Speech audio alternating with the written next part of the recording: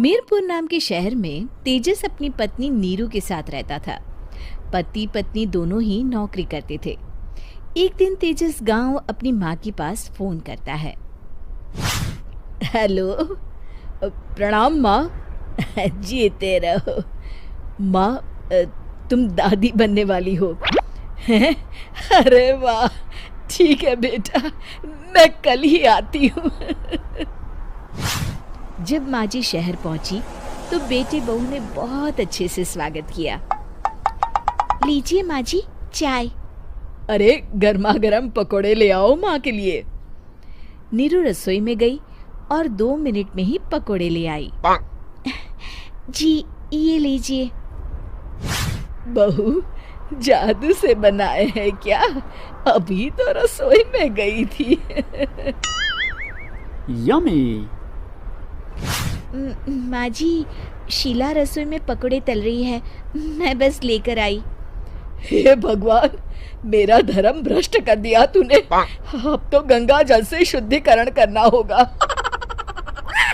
दूसरे दिन, माँ जी मैंने नाश्ता बना दिया है, ऑफिस जा रही हूँ। पर अभी तो घर का सारा काम पड़ा है। शीला आती ही होगी, झाड़ू पोछा बर्तन कपड़े वो सब कर लेगी। हमारे जमाने में घर का सारा काम हम ही करते थे। जी माँ जी, आप बहुत होशियार हैं, मैं घर ऑफिस दोनों नहीं संभाल पाती। तो जरूरत क्या है घर से बाहर जाकर चाकरी करने की? वैसे भी घर का काम खुद करने से घर में बरकत आती है, समझी? पर माँ जी। पर वर कुछ नहीं, इस महीने की पगार मिले फिर ऑफिस बंद है। हाँ। रात को नीरू तेजस से कहती है, सुनिए जी, माँ जी बोल रही थी कि मैं नौकरी छोड़ दूं। वैसे ठीक ही तो है, अभी तुम्हें आराम की जरूरत है। फिर भी आराम कहाँ, शीला को छुड़ाने के लिए बोल रही थी। तो अब 24 घंटे में इतना काम तो कर ही सकती हो। पर जॉब पसंद है मुझे, घर पर मन नहीं लगेगा।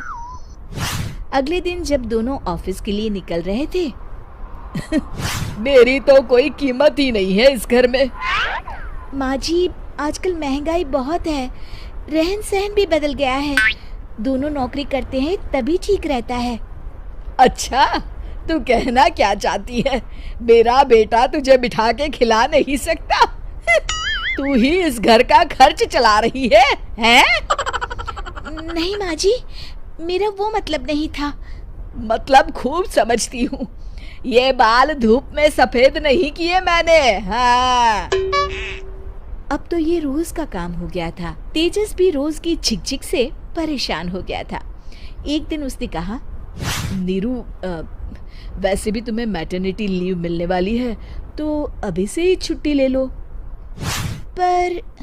पर क्या, मेरी सैलरी अच्छी खासी है। आखिर नीरू ने रिजाइन कर दिया। जब बच्चा हुआ तो घर में सब बहुत खुश हुए। कुछ दिनों बाद तेजस फाइल देख रहा था। क्या हुआ तेजस, कुछ परेशान लग रहे हो? हाँ, वो हमारी जितनी सेविंग्स थी वो तो हॉस्पिटल में और छठी के फंक्शन में खत्म हो गई है नीरू। और अभी वैसे मंदी चल रही है तो मैं बोल रही थी कल मुन्ना को हेपेटाइटिस का टीका लगवाना है। नीरू, क्या पोस्टपोन नहीं कर सकते? नहीं जी, बिल्कुल नहीं। अब तेजस को समझ में आ रहा था कि उससे गलती हुई है। पैसों की कमी का असर घर के माहौल पर भी पड़ रहा था। अगले दिन, बेटा मेरा चश्मा और ये दवाइयाँ ले आना, पर्चा देते हुए माँ जी ने कहा। जी। तेजस, मुन्ना के लिए दूध का डिब्बा और डायपर भी ले आना, और ये किराने के सामान की लिस्ट है, इसे भी लाना है। तेजस गुस्से में लिस्ट मरोड़कर फेंकता है और चिल्लाता है, पैसे क्या पेड़ पर उगते हैं? ये ले आना, वो ले आना। अरे पर ये जरूरत का सामान ही है। वो गुस्से में बिना कुछ कहे ऑफिस चला गया। अरे लंच तो ले जाइए। नीरू दौड़कर डिब्बा पकड़ाती है। एक दिन खाना खाने के बाद, नीरू, अब तो मुन्ना कुछ बड़ा हो गया, तो अब तुम वापस ज्वाइन कर लो ना जॉब। पर इस रिसेशन में जॉब मिलना बहुत मुश्किल है। ट्राई तो करो। फिर मुन्ना, माँ जी है ना, और एक फुल टाइम मेड भी लगा लेंगे। पर माँ जी, उन्हें तो पसंद नहीं। तभी माँ जी वहाँ आ जाती है और प्यार से नीरू के सर पर हाथ फेरते हुए बोलती है, अब मेरी समझ में आ गया बहू, पहले के और अब के समय में अंतर है। तुम काम शुरू करो, मुन्ना की जिम्मेदारी मेरी। मेरी प्यारी माँ जी, ये कहकर नीरू उनके गले लग गई। दोस्तों, अगर आपको यह वीडियो पसंद आया होगा तो आप हमारे चैनल को सब्सक्राइब कर लीजिएगा और साथ में बेल आइकन दबा लीजिएगा। तो चलिए फिर मिलते हैं किसी नेक्स्ट वीडियो में नेक्स्ट टॉपिक के साथ। तब तक के लिए जय हिंद।